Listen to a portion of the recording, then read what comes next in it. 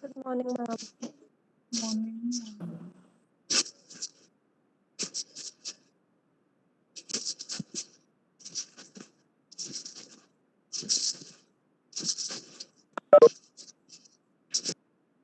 So I'm going to log the meeting now. So please always be on time in the Google Log.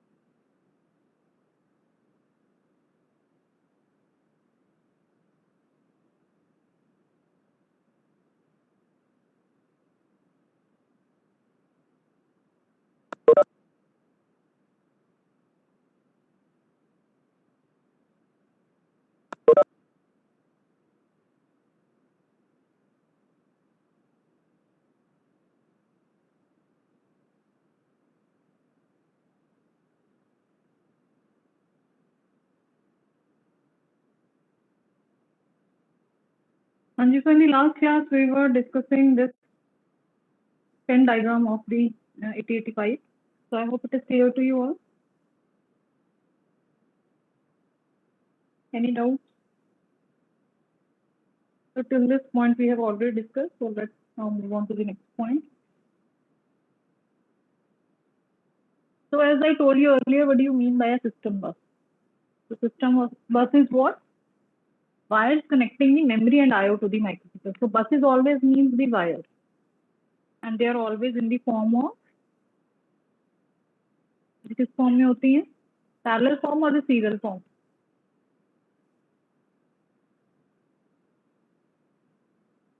Anyone please?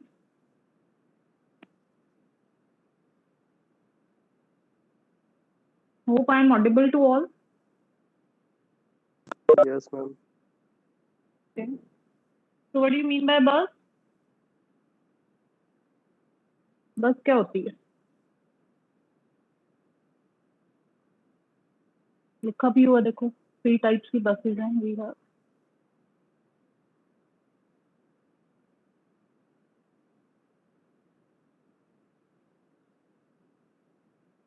हाँ जी, से one way communication ठीक नहीं है, so you people have to respond.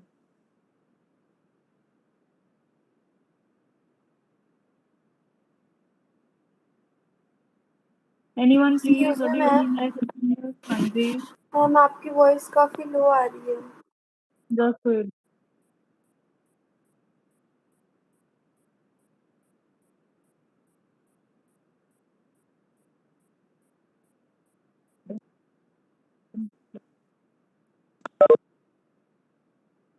Okay. Sorry for the disruption. Let's continue.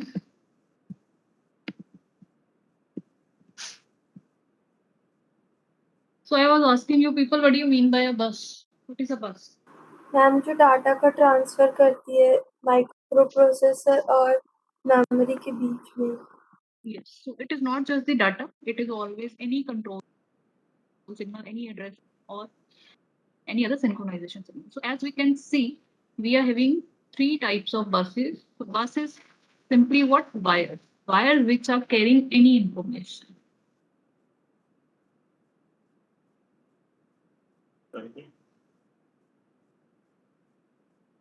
So any information, it can be between the memory and the input output device and the microprocessor. तो microprocessor ने जब भी communicate करना है with any peripheral device or with memory, ठीक है, any input or output device. Actually, the input and output device they are actually known as the peripheral devices. किसी के साथ भी communicate करना है तो उसके लिए जो वो wires जो carry करते हैं आपकी data और address और your control signal, तो वो सारे हमारे क्या होती है, that is system bus. So as we know we have 3 types: address bus, data bus and control bus. Address bus क्या करेगी? It will carry the address. Address का क्या मतलब है कि suppose I have written the instruction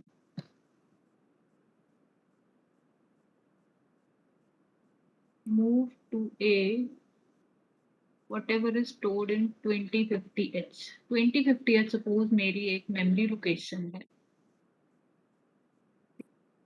ठीक है। So this is my memory map और यहाँ पे मेरा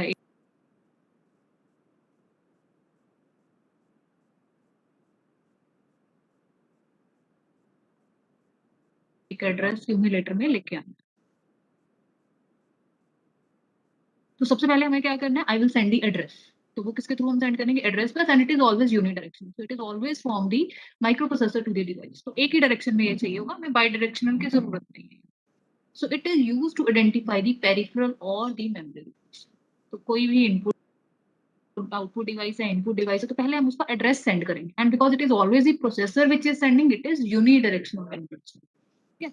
उसके बाद एड्रेस जब आपने आइडेंटिफाई कर लिया, then you have to transfer this data. No, अब ये डाटा आप कॉपी भी कर सकते हो और आप इसको रीड भी कर सकते हो। Copy and paste both things are there, either you have to read this data और you have to write this data. तो इसके लिए इसकी डायरेक्शन जो होगी it will be bi direction, ठीक है। ये सिर्फ यूनि डायरेक्शन है।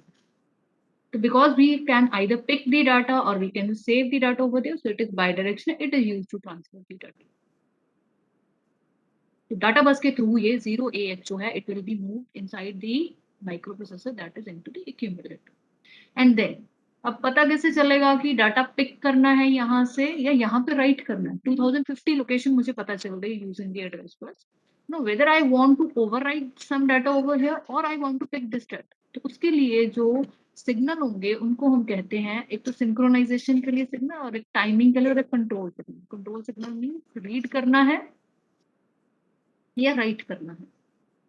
तो ये भी आप इसके साथ सिग्नल सेंड करोगे एड्रेस बस के साथ और डाटा बस के साथ, which will tell whether you have to pick this data or you have to send some data into this memory location. So we have three types of buses, that is address, data and the control bus. Synchronization signals क्या होते हैं? Synchronization is always for the speed matching between the two devices, so that कि data आपका loss ना हो जाए।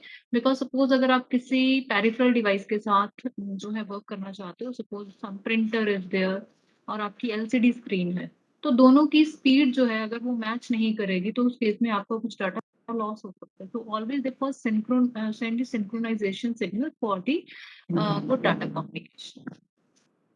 आई hope it is clear now. Yes, ma'am. Ma'am control bus control bus का क्या बाइडायरेक्शनल होती डायरेक्शन होता है? Please one by one. Ma'am control bus bidirectional होती है यूनिडायरेक्शनल? ये बाई डायरेक्शनल होता है।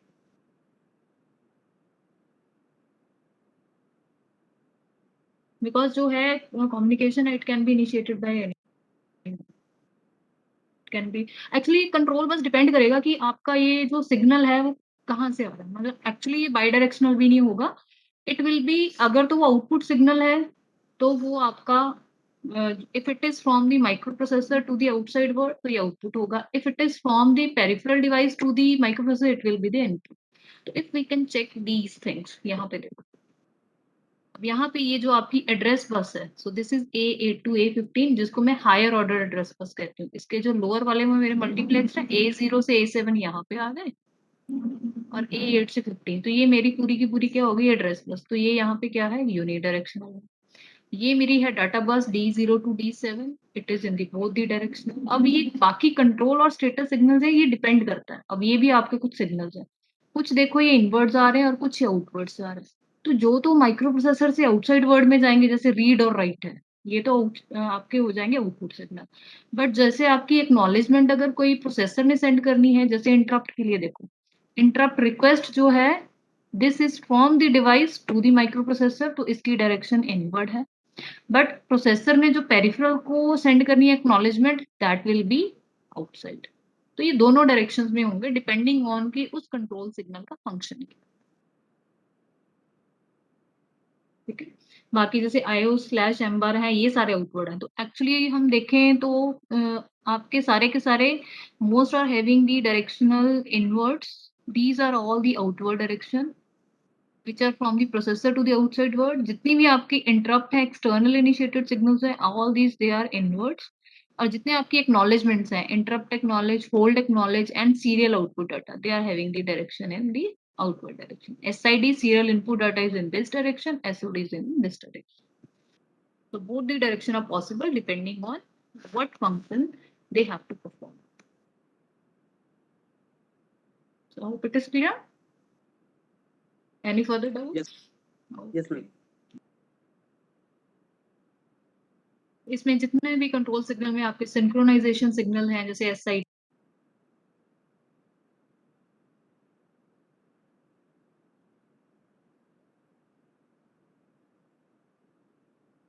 है, your 8085 processor.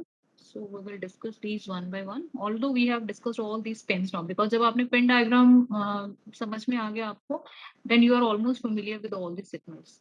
तो सबसे पहले तो देखो यहाँ पे सीरियल के लिए कौन कौन सी हैं, जैसे अभी हमने डिस्कस किया सीरियल कंट्रोल के लिए, सीरियल कम्युनिकेशन के लिए we are having two pins, SOD and SID.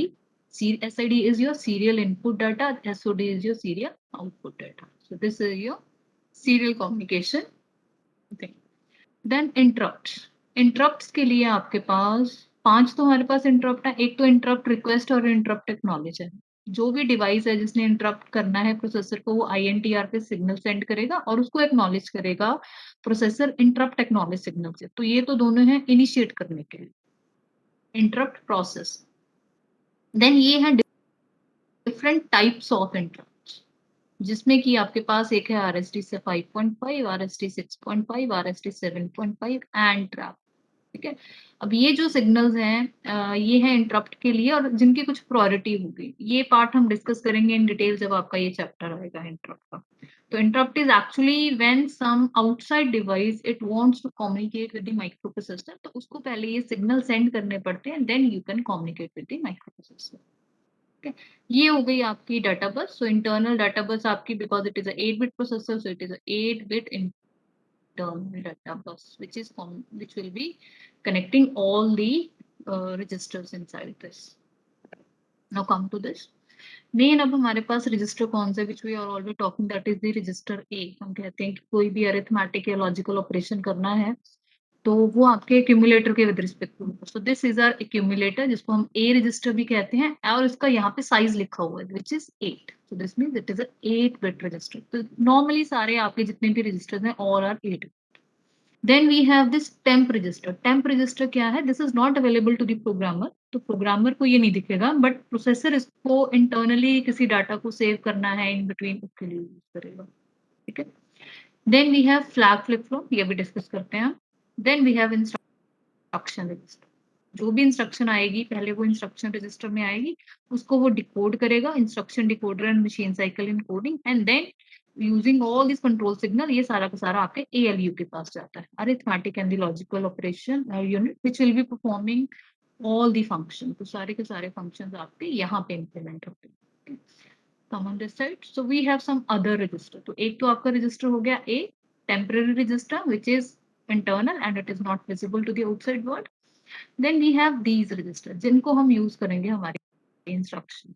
So first is B, C, D, E, H and M. So these are just the names given to these.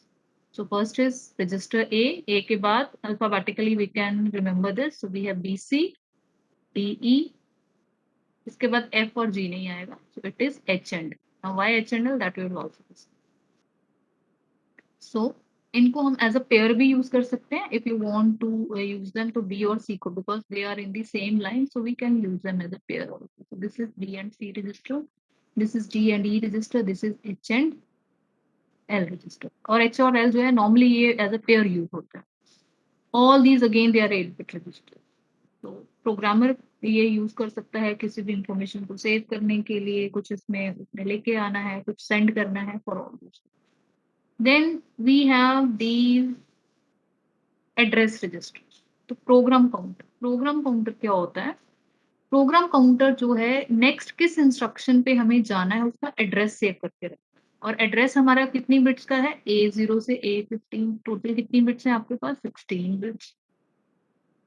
And because program counter को ये address save करना है कि next कौन सी instruction है and so on, so it keeps track of the address. तो ये register कितनी बिट का होना चाहिए? 16 का। तो this is a 16 bit register. Same way incrementer या डिक्रीमेंटर है एड्रेस लैच को, आपने एड्रेस को इंक्रीमेंट करना है तो डिक्रीमेंट करना है, उसके लिए भी ये 16 बिट है। Again this latch it is internal to this is not available to the programmer, but it is also 16 bit register. Then we have stack pointer. Stack जो है आपका एक स्पेशल टाइप ऑफ मेमोरी होती है जिसको हम कहते हैं लास्ट इन फर्स्ट आउट। तो it is somewhat like a pile of plates. जैसे आप प्लेट्स एक दूसरे के ऊपर रखते हैं तो जो आपकी सारी एंड में जाएगी उसको हम पहले पिक करेंगे। सो लास्ट इन जो भी लास्ट में है उसको हम फर्स्ट आउट होगा। So this is your stack. और इस पे पॉइंट करने के लिए भी again because this is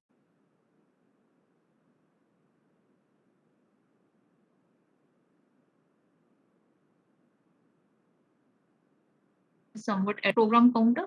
so 2 और 3 दोनों लिख सकते हैं बिकॉज ये जो है अवेलेबल नहीं होता प्रोग्राम में। Actually there are 2 registers only, that is stack pointer and the program counter which are 16 bit register. बाकी सारे के सारे आपके 8 bit. Then we have, this is your address bus and this is your multiplex address and data bus. This is your higher order address bus. So this is AD0 to AD7, A8 to A15. So this is your address bus. This is your data or address. Again इनकी direction check करो। Address के लिए यहाँ पे ये सिर्फ unidirectional है, but data के लिए we are having this as bidirectional. These are also bidirectional. Instruction register is again unidirectional. Then we have this timing and control. Timing and control unit क्या करेगा? पहले तो इसके पास clock आएगी, जो clock इस सारे की इंटरनल सिंक्रोनाइजेशन के लिए, ऑपरेशन के लिए हम यूज करेंगे। okay? और यहाँ पे ये क्या है? योर फ्रीक्वेंसी जनरेटर, जो GEM है, फ्रीक्वेंसी जनरेटर। देन बाकी सारे के सारे आपके कंट्रोल सिग्नल्स हैं यहाँ पे। This is clock out, then you have ready. तो डायरेक्शन अगेन क्लॉक इन है तो it will be inwards, clock out है तो it will be outwards. Ready pin जो है ये कोई भी डिवाइस सेंड करता है to the processor, so this is from the outside world to the processor. Then read and write जो है आपके, ये आपका माइक्रो प्रोसेसर इशू करता है, so they will be outwards. Then we have ALE, address latch enable. Then we have some status pin S0 and S1. Then hold acknowledge, ये आपके DMA में यूज होते हैं, डायरेक्ट मेमोरी एक्सेस में। और reset के लिए we have reset in and reset out. Reset in is inward, reset out is outward. Now there is one important register which is your flag flip flop. Flag flip flop क्या करेगा? जब भी आपने कोई arithmetic and logical operation किया तो उस time पे क्या होगा? सपोज मैंने 2 नंबर्स को ऐड किया, आई एम एडिंग 2 नंबर्स, तो उसके बाद आपका जो है उसका रिजल्ट ने किस किस फ्लैग को इफेक्ट किया, that will be stored in your flag flip flop. और इसमें टोटल हमने 5 बिट्स यूज किए है। ये 8 बिट का रजिस्टर ही है but only 5 bits of that are used. Flag कौन कौन से होते हैं आपके? Carry flag, zero flag, auxiliary carry, parity and one is your sign और ओवरफ्लो। तो ये भी हम डिस्कस करेंगे। तो जब भी कोई अरिथमेटिक या लॉजिकल ऑपरेशन हुई, 2 नंबर्स आपने ऐड किए तो रिजल्ट अगर ओवरफ्लो हो रहा है या कैरी जनरेट हुआ तो आपका कैरी फ्लैग जो है वो 1 बन जाएगा। उससे हमें पता चलता है। आपने 2 नंबर्स को माइनस किया, दोनों नंबर्स अगर इक्वल होंगे तो आपका सपोज मैंने 5 माइनस 5 किया तो क्या हो जाएगा? Result is 0। तो आपका 0 फ्लैग जो है that will be set, Z flag. So this is the concept of this flags. Please go through this diagram and check if anything is not clear to you. Otherwise, we will move forward.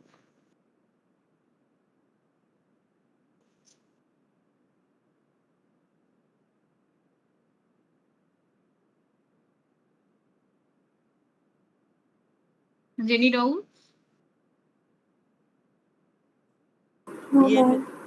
Sir ma'am इसको DMA receipt जहाँ लिखा है, ये DMA क्या है? DMA is your direct memory access. Direct memory access क्या होता है?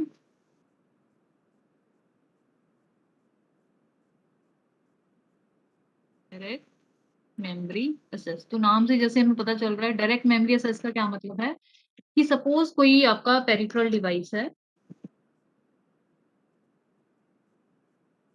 आपका माइक्रो प्रोसेसर है, जैसे ये माइक्रो प्रोसेसर, ये आपका कोई इनपुट डिवाइस है और ये आपका कोई आउटपुट डिवाइस है, या फिर इनपुट डिवाइस ने मेमोरी पे डायरेक्टली कुछ डाटा सेंड करना है इंटरनल मेमोरी में। तो नॉर्मली क्या होता है, डिवाइस पहले प्रोसेसर को सेंड करेगा, प्रोसेसर फिर फर्दर इस आउटपुट डिवाइस को सेंड करेगा या मेमोरी पे सेंड करेगा। तो इस सभी में आपको बहुत टाइम वेस्ट हो जाता है if you are doing through this way. But अगर डायरेक्टली हम थोड़ी देर के लिए ये जो बसेस हैं आपकी, इनका कंट्रोल इन पेरिफेरल डिवाइसेस को दे दें, इनपुट और आउटपुट डिवाइस है, directly they can transfer between them. तो परमिशन तो लेनी पड़ेगी माइक्रो प्रोसेसर से। तो उस सभी को मैनेज करता है आपका डीएमए, डायरेक्ट मेमोरी एक्सेस। तो इसमें क्या करेगा, माइक्रो प्रोसेसर थोड़ी देर के लिए अपनी बसेस का कंट्रोल जो है इन डिवाइसेस को दे देगा। तो instead of sending data first from this to this then to here, तो वो डायरेक्टली आपस में डाटा को एक्सचेंज कर लेगा। सो this is the use of this DMA. इसके लिए जो ये जो सिग्नल्स हैं वो भी होल्ड एंड होल्ड एक्नॉलेज है। होल्ड मींस कि आपको बसेस का कंट्रोल चाहिए डिवाइस को, तो वो होल्ड सिग्नल के लिए रिक्वेस्ट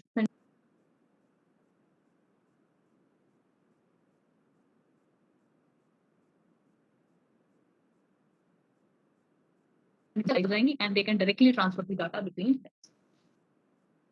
Clear? Yes.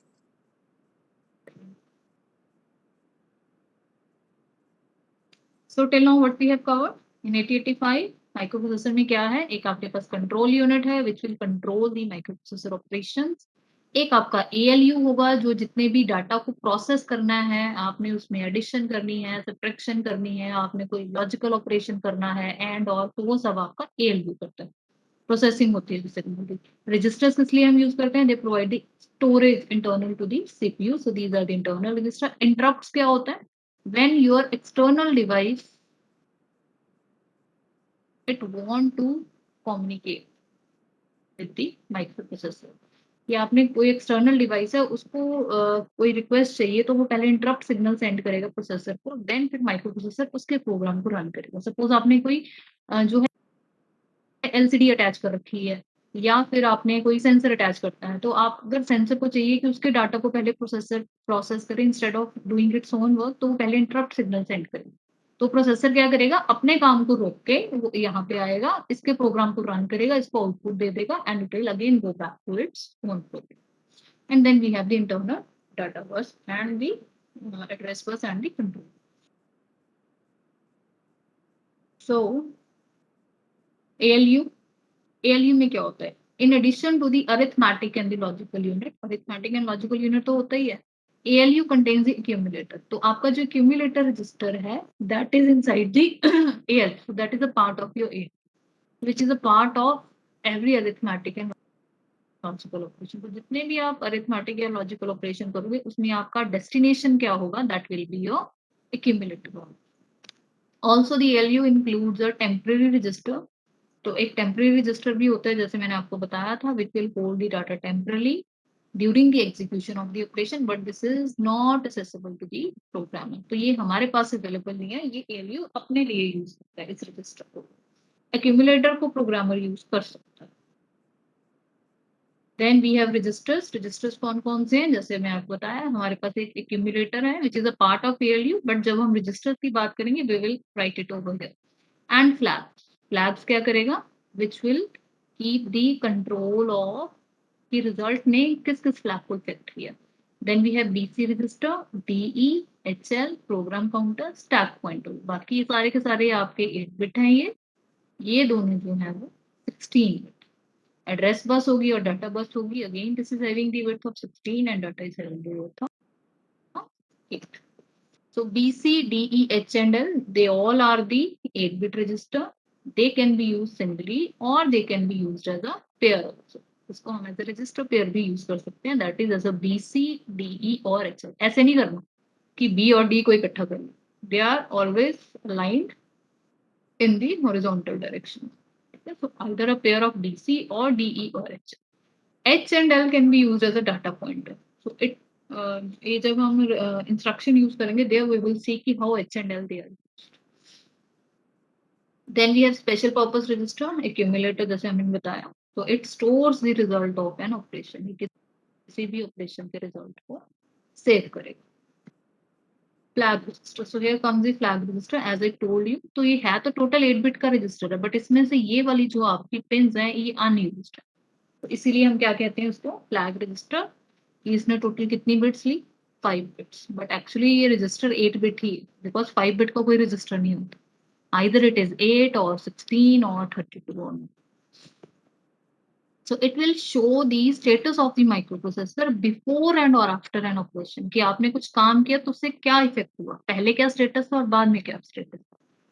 तो और इनकी पोजीशन भी फिक्स्ड है। तो this D7 D0 to D7 means always, एक और ध्यान रखना आपने कि ये वाली जो बिट होती है this is always the 0th bit and this is the 7th bit, means this is your MSB most significant bit and this is the least significant bit। तो इसके ऑर्डर को चेंज नहीं करना है, इसको LSB और MSB नहीं कर देना है उल्टा।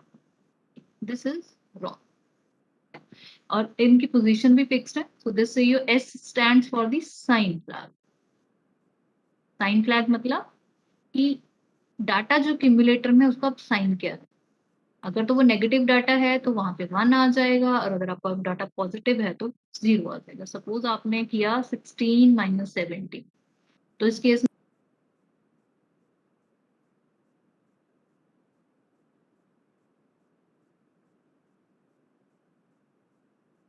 में आपके 16 इट इज +1, तो यहाँ पे वैल्यू क्या आ जाएगी, इट विल बी 0। जो साइन फ्लैग हमें ये बताता है कि ये जब मैंने दो नंबर्स को ऑपरेट किया, इनकी सब्ट्रैक्शन की, तो मेरा एंड रिजल्ट वो क्या है, पॉजिटिव है या negative. Then we have next Z stands for the zero flag. Zero flag again, suppose आपने 16 - 16 किया तो क्या आ जाएगा, result is 0। If it is 16 - 17 it is a non zero value, it is -1, तो इस केस में जीरो फ्लैग सेट नहीं होगा। So if after the arithmetic और the logical operation result is 0 it will be set. Set का मतलब यहाँ पे वैल्यू 1 हो जाएगी। तो जब आप इसका स्टेटस चेक करोगे आपको ये पता चल जाएगा कि अभी मैंने जो ऑपरेशन किया उसके बाद जो मेरी वैल्यू आई है दैट इज 0।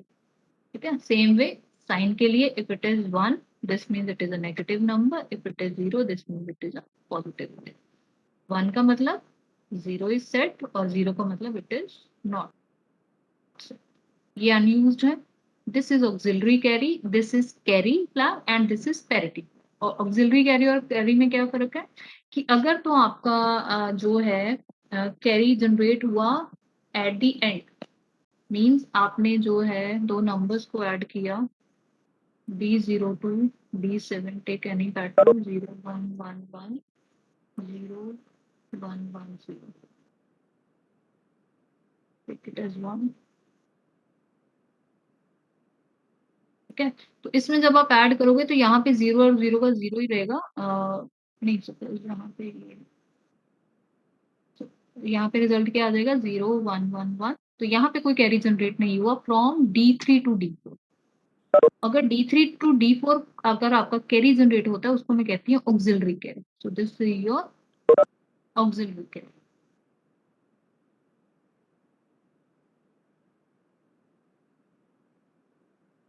कैरी क्या है, जब यहाँ से आपका कैरी जनरेट होगा 1 + 1 इज 0 विद कैरी ऑफ 1, तो यहाँ पे आपका कैरी फ्लैग सेट हो जाएगा। तो जब टोटल 8 बिट्स के बाद कैरी जनरेट हुआ दैट इज CY, और जब आफ्टर 4 बिट्स कैरी जनरेट हुआ that is auxiliary. And then we have this P is for the parity flag. Parity flag क्या बताएगा कि टोटल नंबर ऑफ 1s और 0s कितने हैं, 1s and 0s। लाइक यहाँ पे देखो इट इज 1 1 1 1 0 1 1 0, तो कितने 1s हैं, 1 2 3 4 5 6। इवन नंबर है तो parity flag it will be set. अगर ऑड नंबर्स होता है यहाँ पे ये 0 होता, इट विल बी रीसेट। तो parity will tell you what is the parity of this, we are having even parity और the odd parity.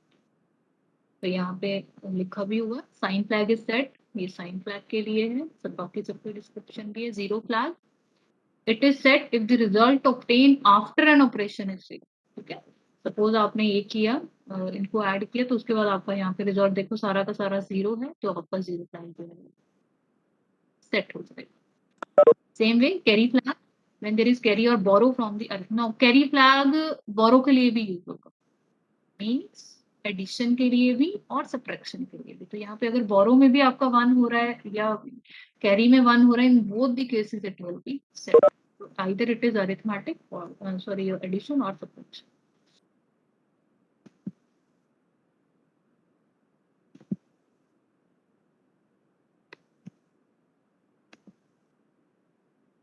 Auxiliary carry whenever there is a carry out of the bit 3, तो जैसे ही 3 के बाद D0 to D3 के बाद अगर आपका carry यहाँ पे जनरेट हुआ तो ऑक्सिलरी कैरी सेट हो जाएगा।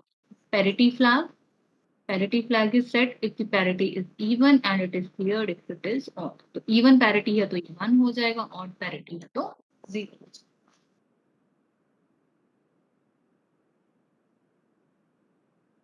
इसके ऊपर आपको प्रोग्राम्स भी आते हैं कि आपको एक सेट ऑफ इंस्ट्रक्शंस लिखिए, उसके बाद आप ये बताओ कि आपके कौन कौन से फ्लैग सेट होंगे। तो आप सभी उसका ऑपरेशन करने के बाद देन यू विल चेक कि कौन कौन से फ्लैग सेट होंगे। ठीक है, these will go to when we do it. So internal architecture we have already discussed what is a program counter। program counter किस लिए यूज होता है? It is a 16-bit register। It is a register that is used to control the sequencing of the execution of instruction। ये क्या करता है? हमेशा next instruction का जो address है उसको hold करता है।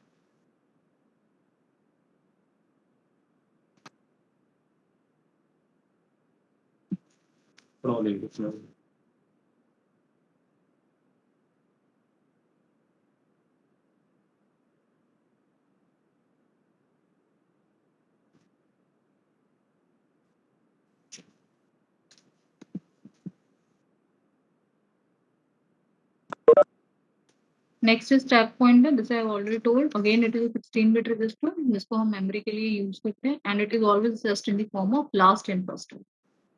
सबसे पहले कोई भी होगी जो वैल्यू है that will be stored over here, then next will be over here. तो जब आउट होगा तो सबसे ऊपर वाली जो है data that will be gone of first. This is your LIFO question. Then we have the instruction non programmable register. अब तक जितने भी रजिस्टर हैं वो प्रोग्रामेबल थे, तो नॉन प्रोग्रामेबल कौन कौन से आपके? Instruction register and decoder. And we have the decoder क्या करेगा? It will decode the instruction की इस इंस्ट्रक्शन जो उसने पिक की है फ्रॉम द एड्रेस उसका मतलब क्या है। So this is all used internally by the processor.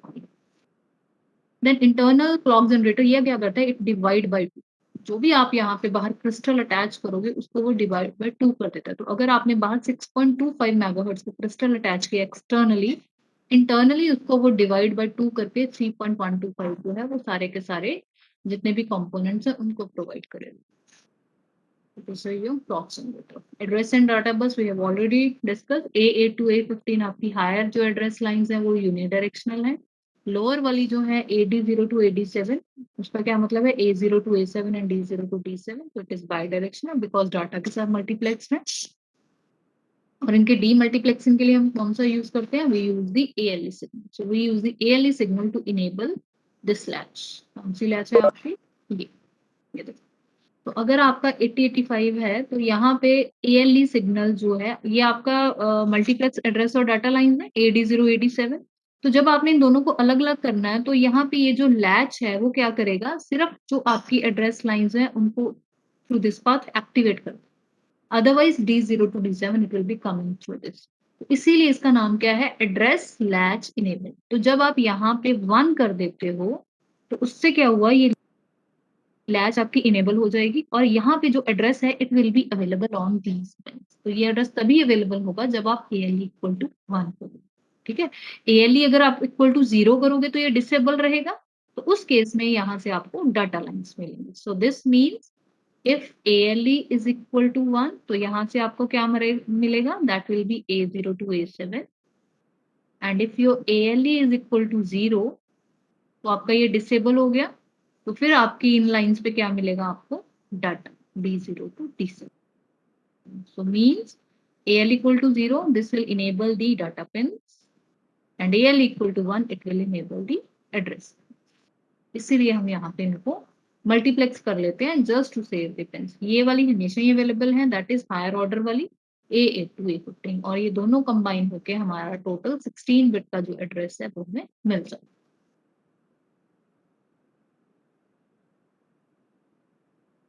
हाँ जी, clear है ये?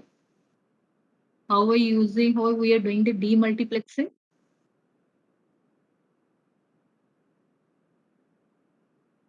Yes, ma'am. Okay. So this is all for today. If you have any doubts in this, you can ask. In the next class, we will start with simple programs. So your labs वो start हो गई हैं या अभी नहीं की है start? अभी नहीं हुई मैम स्टार्ट.